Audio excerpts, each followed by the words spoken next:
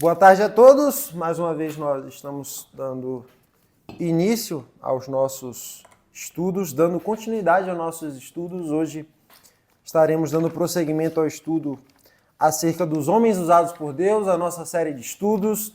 Já falamos sobre as características dos homens usados por Deus, e quando falo homens usados por Deus, quero dizer sempre homens e mulheres, pessoas que nós estaremos utilizando a fim de exemplo, inspiração, modelo e aprendizado para nós sermos úteis na obra do Senhor, no zelo do Evangelho do nosso Senhor Jesus Cristo. Semana passada nós demos início ao estudo acerca de Elias, o zelo pelo Evangelho que é mostrado pelo profeta Elias, e hoje nós vamos estar dando continuidade ao nosso entendimento acerca do profeta e o aprendizado que nós podemos tirar com base nele. Eu quero que vocês estejam abrindo as suas Bíblias no mesmo texto, no texto de 1 Reis 17, 1.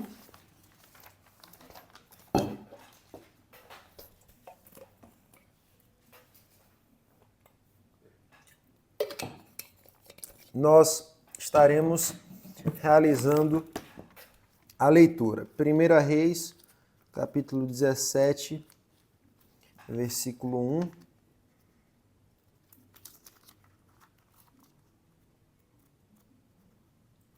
Eu vou estar pedindo para que... Não, eu vou estar lendo. Diz assim o nosso texto. Então Elias, o tesbita dos moradores de Gileade, disse a Acabe: Tão certo como vive o Senhor, Deus de Israel, perante cuja face estou, nem orvalho nem chuva haverá nestes anos, segundo a minha palavra. Veio-lhe a palavra do Senhor, dizendo: Retira-te daqui, vai para o lado oriental e esconde-te junto à torrente de Querite, fronteira ao Jordão. Beberás da torrente, e ordenei aos corvos que ali mesmo te sustentem. Foi, pois, e fez segundo a palavra do Senhor. Retirou-se e habitou junto à torrente de Querite, fronteira ao Jordão. Os corvos lhe traziam pela manhã pão e carne, como também pão e carne ao anoitecer. E bebia da torrente, mas, passados dias, a torrente secou, porque não chovia sobre a terra. Meus amigos, hoje nós vamos estar dando continuidade sobre o nosso estudo do profeta Elias, e nós, somente recapitulando, falávamos acerca do contexto da aparição de Elias, dos pontos de similaridade de Elias com Josué em suas virtudes, mas também em suas diferenças. Não no sentido do que estava sobre eles e por trás deles, que nós sabemos que Deus estava operando sobre os dois e os dois eram instrumentos de Deus, mas principalmente as diferenças de relação que Josué possuía e que Elias possuía. Josué ele estava em um contexto de assumir uma barca levada por Moisés para entrar na terra prometida do povo de Deus. Ele estava em um contexto de uma liderança programada, o que não quer dizer que exigia menos ou mais dificuldade e atenção do que a exigência do profeta Elias. Isso não significa dizer que Josué era menos honroso, menos honrado ou mais honrado que o profeta Elias. Mas isso significa dizer que existem distinções dentro do trabalho para o povo de Deus. E Elias estava ali em uma situação em que era ele contra todos. Ele estava ali em uma situação de uma profunda oposição acerca do Evangelho de Jesus Cristo. E aí, nesse contexto, nesse ponto, hoje nós vamos estar dando continuidade e vamos aprofundar nas histórias do profeta. E logo no texto de 1 Reis 17, do 1 ao 7, nós vemos uma profecia, nós vemos uma situação aqui em que o profeta Elias, na verdade, ele realiza uma profecia e Deus já age diretamente na vida dele para que ele tivesse uma mudança de local, uma mudança de posicionamento, uma mudança de direção.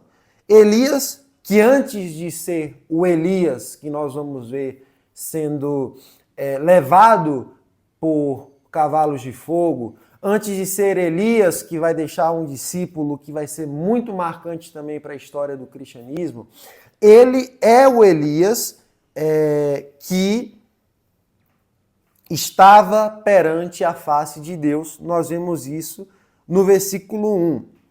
E dando continuidade a esse entendimento, a palavra do Senhor veio a Elias, dizendo para Elias sair do local ao qual ele estava e ir para o lado oriental, escondendo-se junto à torrente de Querite, que era a fronteira do Jordão. Antes disso, eu tenho que fazer só uma pontuação.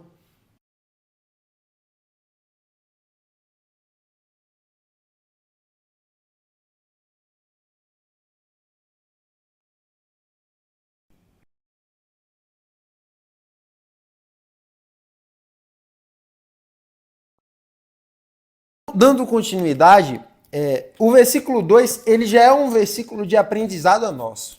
Já é um versículo de aprendizado a nós. E eu tenho que tomar cuidado aqui para não ser um tanto quanto coaching, porque muitas pessoas podem utilizar essa aplicação que eu estarei fazendo de uma perspectiva motivacional. Mas isso daqui tem que ser dito. Muitas vezes o óbvio precisa ser dito e o necessário precisa ser dito, que é o caso. Um homem usado por Deus é um homem que tem o zelo pelo evangelho do Senhor, é um homem que está diante da presença de Deus, é um homem que é fiel a Deus, independente do contexto ao qual ele está referendado. Se os reis que estão ao lado dessas pessoas, se os poderosos que estão ao lado desse crente são pessoas satânicas, são pessoas anticristãs, são pessoas que podem atentar contra a sua vida por causa do evangelho que você defende, ainda assim você tem que se manter fiel. Nós vemos que essa é uma marca do homem de Deus, como assistimos no episódio passado, mas agora nós vemos duas coisas em um versículo somente que podemos aprender com o profeta Elias. No versículo 2, temos dois tipos de aprendizado. O primeiro aprendizado é o seguinte: o homem de Deus é um homem que obedece o mandamento ao qual o Senhor Deus institui sobre ele. Por que nós vemos isso? Porque veio a palavra do Senhor sobre o profeta Elias, mandando o profeta Elias sair do local ao qual ele estava para situar ao local que era de agrado do nosso Deus. Aqui tem um ponto central. Elias não pestaneja, Elias não responde, Elias não se opõe, Elias não transgride a lei, Elias não foge. E Mateus, óbvio que ele não faz isso, porque isso não está documentado. Você está dizendo óbvio. Elias, ele estava perante a presença do Senhor Deus. Por que é que raios Elias ia desobedecer a Deus? Prestem muita atenção. E a história de Jonas? Jonas não foi um ser que estava sobre a presença do Senhor, que recebeu um chamado do Senhor, um mandamento do Senhor. Deus vem a Jonas e fala: Jonas, você vai profetizar, você vai pregar para o povo de tal região. E não é o mesmo Jonas que foge? Não é o mesmo Jonas que recusa o mandamento de Deus? Não é o mesmo Jonas que desobedece? Muitas vezes, meus amados irmãos, nós somos pessoas que estamos tendo uma vida de oração, estamos tendo uma vida de leitura da palavra, uma vida de frequência à igreja, uma vida de atividades nos nossos departamentos e até mesmo estamos pregando o evangelho, mas muitas vezes o nosso coração está desobediente diante de Deus. Muitas vezes o problema não é a nossa atividade dentro do evangelho, mas é a situação ao qual o nosso coração está preenchido, como o nosso coração está preenchido. Muitas vezes existem pessoas, e eu já falei isso, são as situações mais extremas que podemos chegar, pessoas que atuam no evangelho com os seus próprios interesses e suas próprias astúcias. Pessoas que lucram muito falando acerca do nome de Deus e que causam inúmeras polêmicas e que entram na política por causa do nome de Deus. Mas eu não estou falando desse caso mais radical. Eu já falei desse caso mais radical quando falávamos da história de Josué. Hoje eu estou falando a você, meu amado irmão, acerca de pessoas que estão diante do evangelho, estão vivendo esse evangelho, mas que o coração pode estar afastado e frio, a ponto de, ao receber um mandamento divino, ao receber um chamado, ao ser vocacionado para aquilo, temer, pestanejar, recusar e fugir do mandamento de Deus.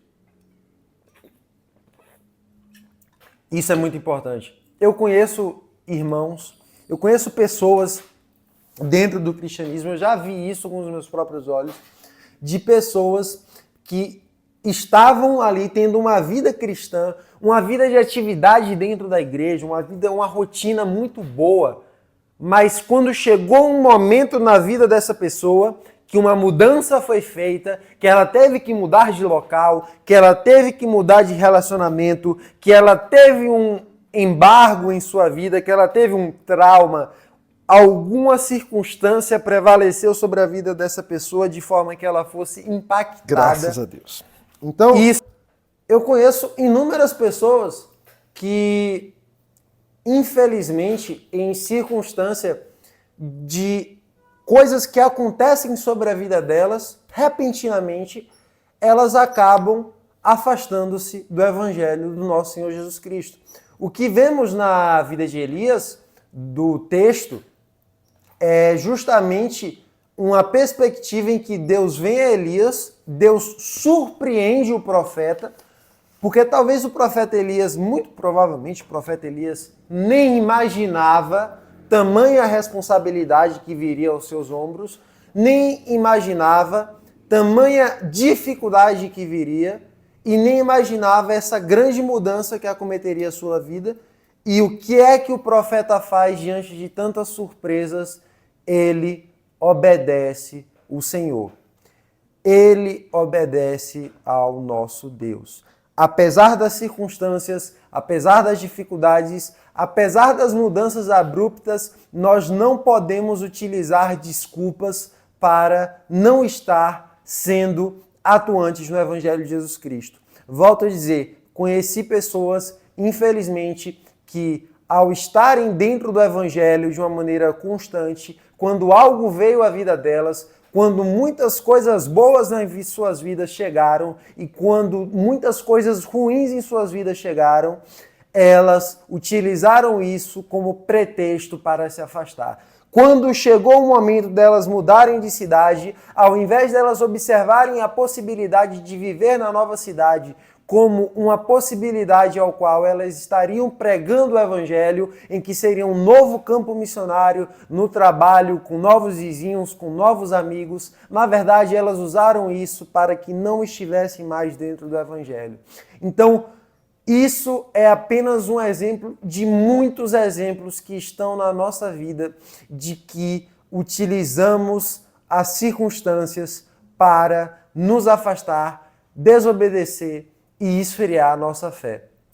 E o que nós vemos no texto do profeta Elias, no versículo 2, é que o profeta, ele recebe um chamado e ele foi obediente ao chamado de Deus. Só que eu falei o seguinte, Deus, na verdade, nesse texto, nesse versículo 2, nós temos dois tipos de aprendizado. E o primeiro é que o homem que tem zelo pelo evangelho é um homem obediente a Deus. Mas o segundo ponto também é crucial. O homem que tem zelo pelo evangelho é um homem obediente a Deus. E não somente isso, o homem que tem zelo pelo evangelho, ele é sustentado pelo próprio Deus. E aqui entra um campo em que nós estaremos conversando que parece ser subjetivo, parece ser confuso. O que é ser sustentado pelo próprio Deus? O que é ser mantido pelo próprio Deus? Veja bem, ao olharmos o texto, do versículo 4 ao versículo de número 7, o texto ele é bem incisivo em mostrar que Elias estava sendo sustentado pela providência de Deus. No versículo 4, expressado dessa maneira: beberás da torrente e ordenei aos corvos que ali mesmo te sustentem. Então, o que nós vemos nesse texto, tanto do versículo 4 ao versículo 7, é que Elias ele está sendo sustentado pela providência de Deus. E nisso daqui nós já temos que tirar muitas implicações para a nossa vida. Por quê? Porque ser sustentado aqui, no sentido de Elias, era em um aspecto físico, mas também era de um aspecto emocional e também era de um aspecto espiritual. Físico, porque Elias estava sendo alimentado pela providência de Deus. Deus estava providenciando, através das obras de sua criação, o alimento que seria destinado ao profeta Elias enquanto ele estivesse naquela região. Emocional, porque não tenham dúvidas que muitas tristezas, dificuldades, ansiedades vieram sobre a vida de Elias nesses momentos.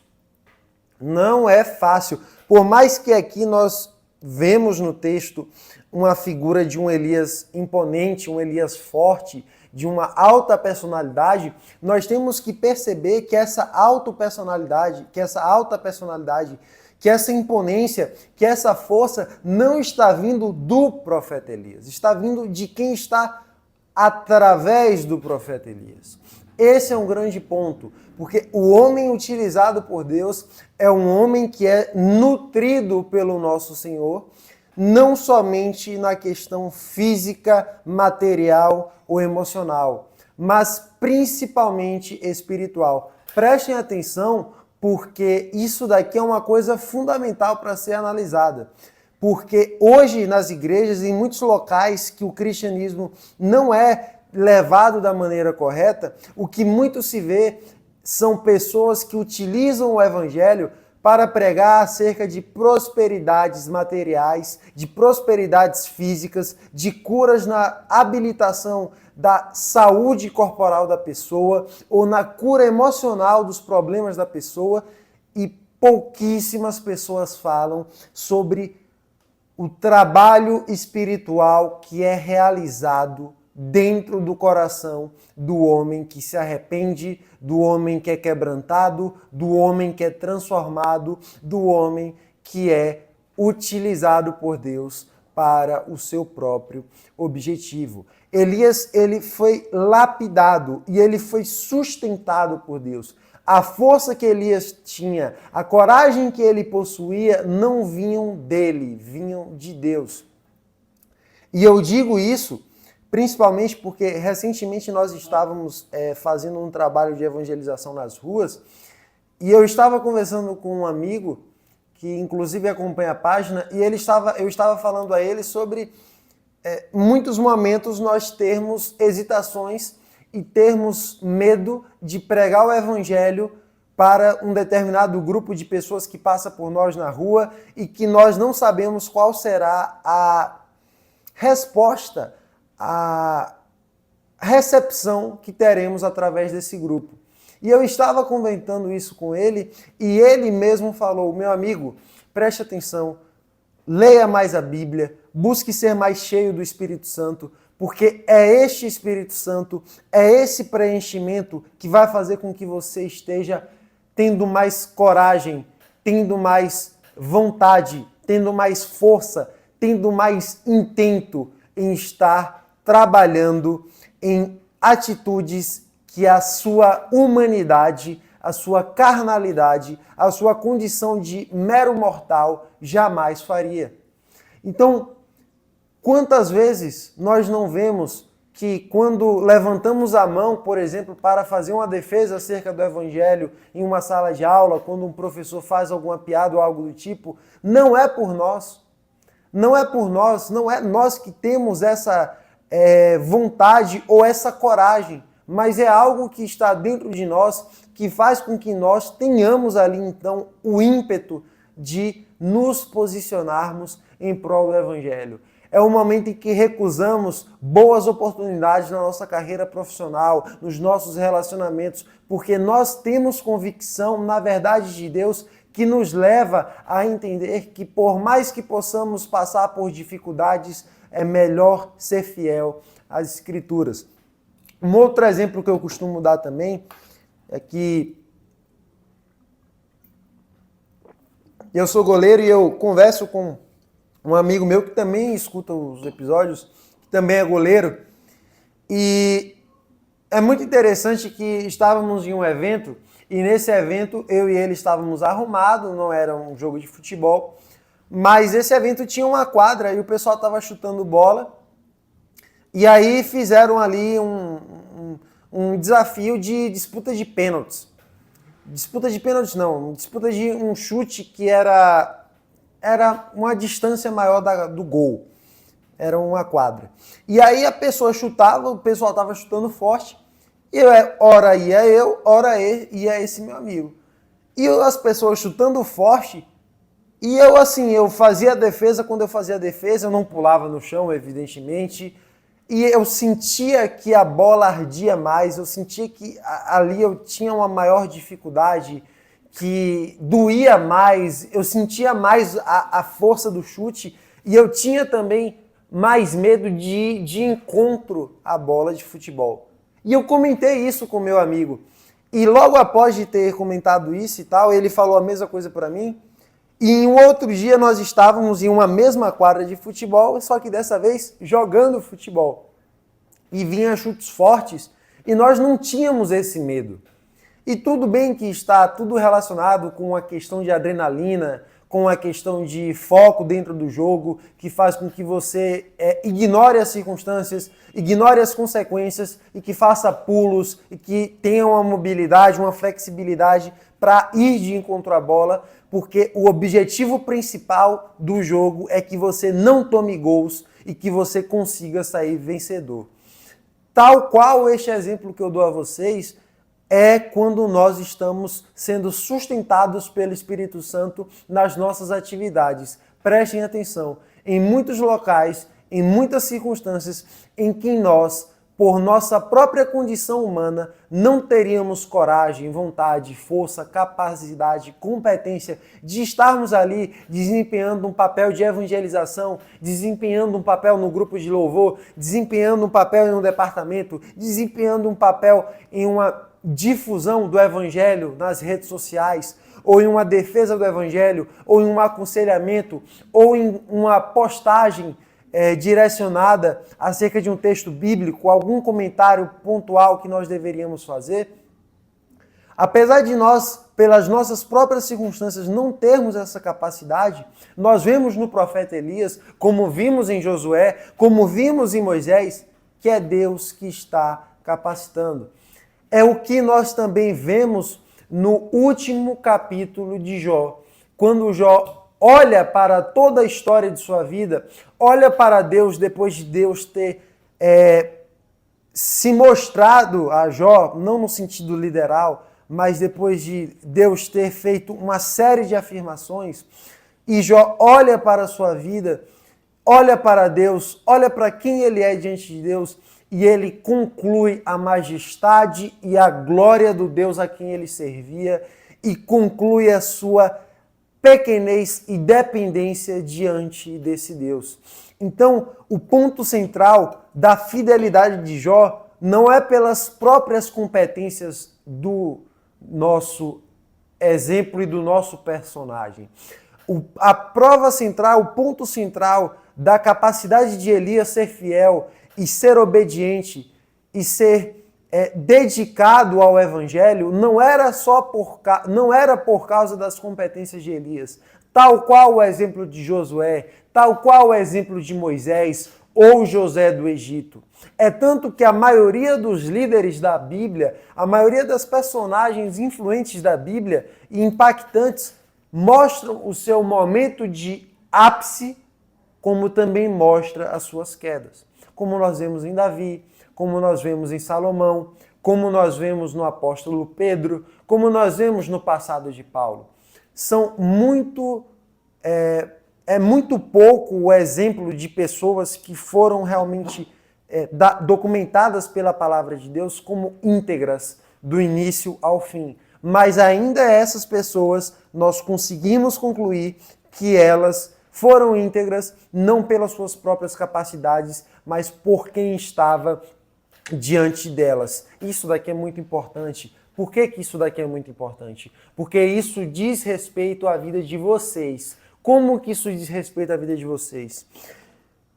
Como está, então, a sua vida de oração e de sinceridade diante de Deus? Isso daqui é um ponto-chave. A sua intimidade com Deus é o que faz com que você consiga analisar se você está sendo preenchido pelo Espírito Santo do Senhor. A intimidade com Deus, os tempos de oração, os tempos de jejum, de leitura da palavra, é o que vai aperfeiçoar a sua fé, a sua maturidade cristã e fazer com que você seja fortalecido em um mundo de tantas atrocidades e tantos ataques aos cristãos. Ataques espirituais, ataques físicos, materiais e emocionais. Então, eu não estou falando que a profissão de psicólogos, terapeutas, psiquiatras ou qualquer área desse tipo que lide com o exercício das faculdades mentais e psicoemocionais sejam descartáveis. Não são. Mas existe também muitos cristãos que passam por dificuldade, jovens cristãos que passam por dificuldade. Eu preciso enfatizar novamente, não são todos os casos, mas existem alguns casos de cristãos, jovens principalmente, que passam por problemas emocionais ou que passam por circunstâncias de ansiedade, que na verdade o que está faltando ali para essa pessoa é um maior tempo de intimidade com Deus e de leitura da palavra do Senhor, de exercício das suas virtudes cristãs. O que vemos em Elias é uma fé inabalável, é uma fé inerrante, não por causa dos méritos e da força de Elias, mas por causa de quem o estava sustentando. Querem um exemplo melhor do que isso? Sansão. A força física de Sansão foi provada no fim de sua jornada, quando ele pede a Deus por mais um momento de força, porque a força que ele achava que emanava dele já não estava sendo suficiente para sustentar as vigas que estavam apoiadas sobre a sua coluna. Então ele pede a Deus mais uma vez força para vencer mais aquela luta a qual ele estava travando. Então fica ali entendido para o leitor que a força de Sansão não era de Sansão, era sobre quem estava operando sobre a vida daquele homem. Prestem atenção, meus amigos. De nada adiantará nós estarmos falando acerca dos homens usados por Deus se vocês não estão buscando esse Deus. Se vocês não sentem interesse em priorizar a palavra de Deus, em dar prioridade, protagonismo a ela em suas vidas. Se a vida de vocês é uma vida engessada em um domingo na semana de relacionamento, meus amigos, tem muita coisa errada. A vida do cristão é uma vida que você não vai ter uma constância como você espera, mas é uma vida que você tem que lutar cada vez mais em favor do Evangelho. Lutar como, Mateus? Lutar em favor da sua santidade. Como que eu estarei lutando em favor da minha santidade? Buscando cada vez mais iluminação. Iluminação aplicação e intimidade. Esses são os 3 pilares do cristão. A iluminação através da leitura da palavra, a intimidade através da oração e a aplicação ao viver aquilo que você prega, que você aprende e que você conhece. Infelizmente, você pode observar se existem cristãos que não estão tendo mais o interesse de estar vivendo o cristianismo, se existem cristãos que estão frios, se existem pessoas que não estão ativas dentro da casa do Senhor, pode observar pessoas que se dizem cristãs, mas que não estão ativamente dentro deste evangelho. Prestem atenção. Pelo menos um desses 3 pilares está sendo negado. E é interessantíssimo porque se um deles for negligenciado, todos os outros irão cair. Se você não tem intimidade com Deus, a tua leitura da palavra e tua aplicação não vão adiantar de nada. Por quê? Porque você não tem reverência às coisas do alto. Se você tem uma intimidade com Deus, mas você não tem uma leitura, você não busca conhecer, você não busca estudar a palavra do Senhor, não vai ter como você aplicar de maneira correta. Por quê? Porque você não vai ter o manual de instruções devidamente. Então, tudo está ali relacionado para com que você consiga possuir força, vigor e principalmente perseverança nos dias bons e nos dias ruins para ser um homem de Deus capacitado, um soldado do Senhor, como nós veremos quando formos estudar o texto de Efésios 6, se eu não me engano. Agora, prestem atenção que Elias, ele passa por um momento muito interessante aqui. Ele passa pelo deserto, né? Ele passa pelo deserto. E quando falamos de deserto, também temos que ter um equilíbrio, temos que ter uma maturidade, temos que ter um cuidado a mais acerca do que vai ser dito e do que não vai ser dito. Por quê? Porque falar do deserto hoje para muitas pessoas é falar de sua crise econômica. Falar do deserto hoje para muitas pessoas é falar de sua crise emocional. E não é que não são vales de provações esses desertos que eu acabei de falar. Mas existe um deserto muito pior, o deserto espiritual. E esse deserto espiritual, ele não esteve sobre a vida de Elias. E isso daqui é muito importante. Prestem atenção. Elias é enviado ao ribeiro de Querite, onde foi sustentado por Deus de maneira incomum. Olha essa palavra vindo, a palavra incomum.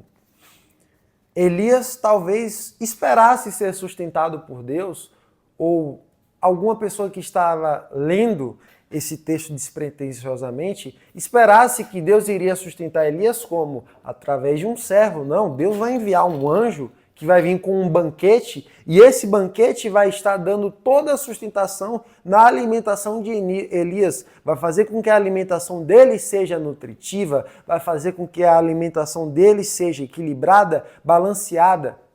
Não. Deus utiliza o que, meus amigos? Prestem atenção. Ele utiliza corvos que traziam pela manhã pão e carne, como também pão e carne ao anoitecer, e Elias bebia da torrente do rio. Era essa a alimentação que o profeta Elias estava tendo.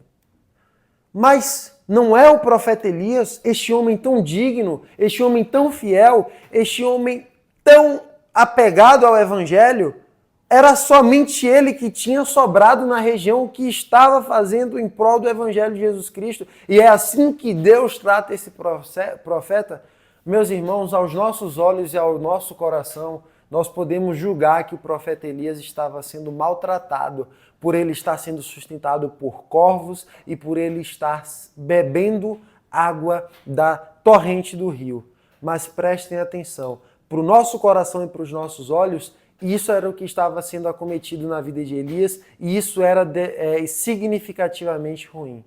Só que o ponto não está sobre o que nós achamos na vida de Elias ou não.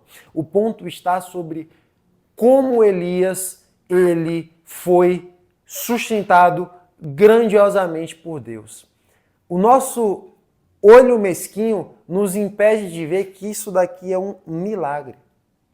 Esse texto aqui é um milagre de Deus sobre a vida de Elias.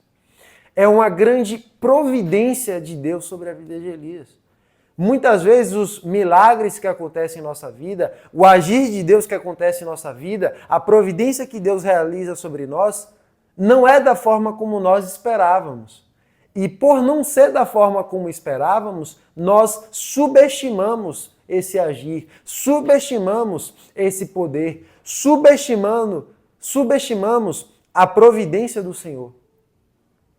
Eu, por exemplo, quando comecei a evangelizar, eu achava que se eu tivesse ali uma boa sequência de oração, de dias em dias, viria um grande avivamento na nossa cidade.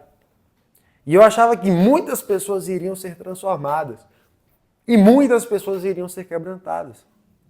Quando eu comecei, então, a gravar os áudios pelo WhatsApp, eu acreditava de maneira veemente que agora tinha chegado o momento que as igrejas estariam lotadas e que muitas pessoas estariam sendo transformadas. Mas eu vi que não. Só que eu vi que uma pessoa foi se transformando, eu vi que um outro amigo foi chegando ao Evangelho, eu vi que um outro amigo foi se interessando e hoje estamos aqui. E isso daqui é um milagre, sim. E eu não estou banalizando essa expressão, eu não estou tornando essa expressão uma expressão comum. Mas se nós olharmos a nossa caminhada, as nossas circunstâncias, nós talvez nem sequer imaginássemos há 2 anos atrás que estaríamos reunidos aqui com cada pessoa que está aqui, com este celular que está gravando e comigo fazendo esse tipo de estudo. Mas nós estamos aqui porque foi a providência de Deus que nos trouxe até aqui.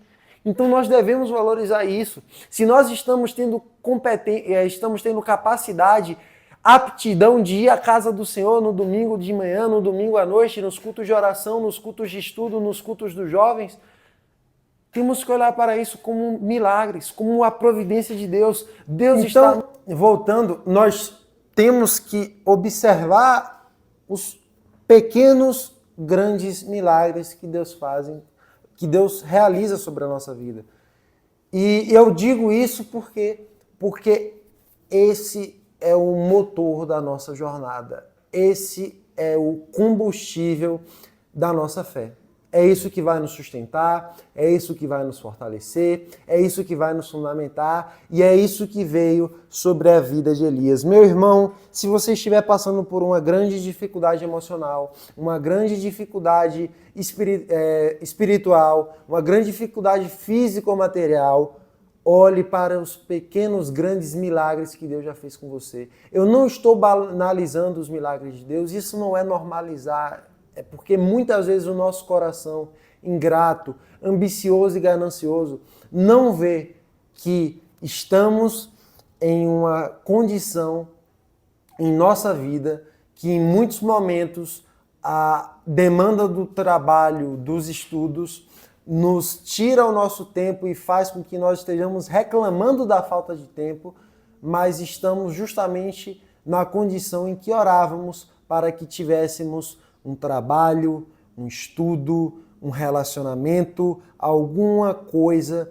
que sempre foi um objeto de nossas buscas. Então, que nós sejamos mais gratos, que nós busquemos aprender na figura de Elias acerca dessa virtude, dessa importante virtude para o Evangelho de Jesus Cristo e que isso esteja sendo o motor da nossa caminhada. Então, Elias ele passa por um deserto, mas ele não passa por um deserto espiritual, porque ele estava ficcionado a isso. O hino 63 do Novo Cântico vai dizer: quantas bênçãos, diz quantas são recebidas da divina mão. Vem dizê-las todas de uma vez, e verá surpreso quanto Deus já fez. Então, se você contar todas as bênçãos que ocorrem sobre a sua vida, dia após dia na sua jornada, você verá surpreso quantos milagres, quantas coisas já aconteceu sobre a sua vida. E muitas vezes, quando nós colocamos os nossos sonhos utópicos, a nossa idealização irreal como alvo, como eu fiz muitas vezes em falar assim, não, eu só terei satisfação quando a igreja tiver um número X de membros, eu esqueci do grande privilégio que eu estava vivendo em acompanhar a vida de transformação de você, de você, de você e também de você. Então, isso tudo foi muito importante. E quando eu comecei a observar isso, que a vida de Dan estava sendo transformada, como a de Acla, a de Emanuel e a de Davi, eu pude observar que era uma grande bênção. Não uma grande bênção só minha, mas uma grande bênção que nós estávamos compartilhando entre nós mesmos, sem nem sequer estar percebendo. Eu costumo falar que eu, em 2019, Micael me chama, ou foi no Natal, ou foi no fim do ano, na virada do ano. Daniel já viu a rua. Era aquela rua, só que uma rua, um momento noturno e de muita chuva. Nós estávamos voltando do culto. E ele fez o chamado a mim, quando eu estava no nono ano do ensino médio, do Fundamental 2, estava prestes a ir para o ensino médio. E eu falo ensino médio porque eu iria fazer o ensino médio fora. E eu estava acreditando... Algum problema aí? E eu estava acreditando que aquilo que Micael estava falando comigo era uma coisa supérflua. Por quê? Porque eu não viveria o ensino médio nessa cidade e, evidentemente, eu não seria usado por Deus para transformar pessoas nessa cidade. Quando, na verdade, eu pude ver que, obviamente, guardadas as devidas proporções, tal qual Deus mudou a jornada de Elias, o caminho de Elias e as previsões do profeta, Deus agiu na minha vida. E não que eu seja um ser absurdamente diferente, mas também Deus deve ter agido sobre a vida de vocês. Também Deus mudou a jornada de vocês em algum momento, como mudou a jornada de muitas pessoas, muitos cristãos. E muitas vezes essa imprevisibilidade, são as fraquezas que acontecem sobre o nosso caminho, são os imprevistos, são as dificuldades que nos aproximam de Deus. E benditas sejam então essas fraquezas e imprevisibilidades que nos levam a passar mais tempo em oração, a passar mais tempo em leitura da palavra e a passar mais tempo em vida com Deus e para Deus. Então, homem de Deus como Elias passou por um momento em que ele teve que confiar. E a confiança é a consequência da obediência que Elias teve que ter com Deus e a sustentação que Elias estava possuindo de Deus. Então Elias, ele obedece, ele é sustentado, e a partir disso, ele, como consequência desses dois fatores, ele passa a confiar em Deus. Isso é muito importante, mais uma vez. Porque nós podemos expressar, até mesmo em nossas orações, que nós confiamos em Deus. Mas na prática, o nosso coração não confia em Deus. Tem um cântico que diz o seguinte: se tu olhares, Senhor, para dentro de mim, nada encontrarás de bom. Dá-me um coração, meu mestre, um coração disposto a obedecer, a sentir todo o teu querer. Dá-me um coração igual ao teu. Da mesma forma que tem um cântico que fala: essa paz que sinto em minha alma não é porque tudo em mim vai bem. Essa paz que sinto em minha alma é porque eu amo meu Senhor. Não olhe as circunstâncias, não. Olhe o seu amor, seu grande amor. Não me guio por vistas, alegre sou. Perceba, meus amigos, confiar em Deus não é olhar para a situação do mundo com a nossa visão terrena. É olhar para a situação do mundo com a nossa perspectiva espiritual, que o nosso Deus é um Deus bondoso para conosco, é um Deus providente e é um Deus muito cuidadoso. Eu acho que você não pegou a pregação do aniversário da igreja de Biaporã, em que o reverendo Alex ele pregou sobre o texto de todas as coisas cooperam para o bem daqueles que amam a Deus, o texto de Romanos. E aquele texto é um texto que muitas pessoas utilizam para falar o seguinte: pessoas que não têm um mínimo de relacionamento com Cristo, pessoas que não têm um mínimo de envolvimento dentro da igreja, usa aquele texto para falar: se eu estou passando por uma dificuldade, se eu fui tapeado, se alguém me passou a perna, eu não devo estar ansioso, porque eu sei que todas as coisas cooperam para o bem daqueles que amam a Deus. Então, no futuro, eu estarei recebendo o dobro da dívida que um dia eu passei. Eu estarei recebendo em dobro as provações que eu tive. E aí é pior ainda, né? Porque está utilizando erroneamente o texto de Romanos e a pessoa também está se comparando a Jó. Nós conhecemos um amigo que se compara a Jó, que fala que as dificuldades que ele está passando são equiparáveis aos sofrimentos de Jó. E, evidentemente, isso são reflexos do ego humano diante da palavra de Deus. É quando a pessoa ela olha mais para si, mais para si do que para Deus. E isso daqui é muito errado, porque quando nós vemos o Jó e quando nós vemos o texto de Romanos, preste atenção, esse daqui é o ponto-chave, já estamos terminando, depois de tanta tribulação que tivemos nessas gravações. Quando nós vemos Jó e Romanos, nós vemos o seguinte: realmente todas as coisas cooperam para o bem daqueles que amam a Deus. Por quê? Porque todas as dificuldades, provações, bênçãos que passarmos serão para que nós sejamos conformados à imagem do nosso Senhor Jesus Cristo. Será para que nós possamos ter virtudes, caráter, capacidades e habilidades que somente o Espírito Santo pode nos dar. Será para nós termos perseverança se um dia estávamos muito ansiosos. Será para que um dia possamos ter fé, mesmo que fomos um dia muito incrédulos. Será para que um dia possamos ser cristãos que amam, mesmo que um dia fôssemos pessoas odiosas e iradas. Então perceba, meus amigos, que um homem usado por Deus é um homem que obedece, é um homem que é sustentado por Ele, fisicamente, espiritualmente, materialmente, emocionalmente, é um homem que confia em Deus e é um homem que é conformado à imagem do Senhor. Não se enganem.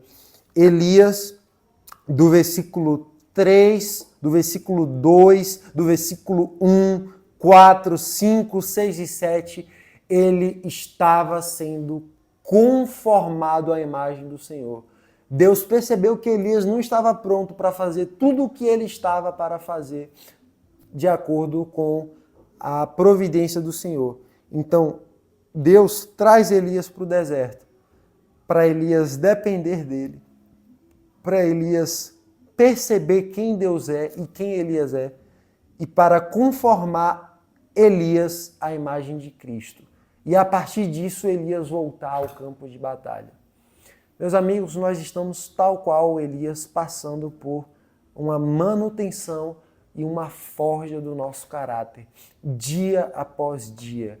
E o nosso papel enquanto cristãos é atuarmos significativamente em prol da nossa vida com Deus, para que possamos estar no mundo sendo iluminação, sendo brilho, sendo transformação, sendo homens que refletem a imagem de Cristo dia após dia.